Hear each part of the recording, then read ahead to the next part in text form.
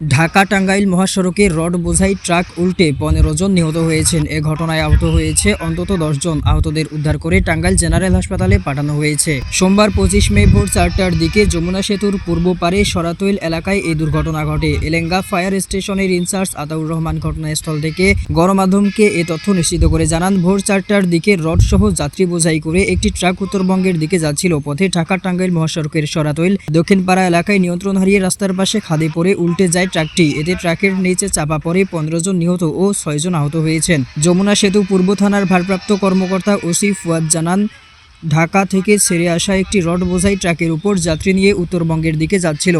এ সময় ঘটনাস্থলে পৌঁছালে নিয়ন্ত্রণ হারিয়ে ট্রাকটি মহাসড়কের পাশে পড়ে যায়। এ সময় ঘটনাস্থলেই 15 জন নিহত হয়। আহতদের উদ্ধার করে টাঙ্গাইল জেনারেল হাসপাতালে পাঠানো হয়েছে। নিহতদের নাম পরিচয় শনাক্ত করার চেষ্টা চলছে।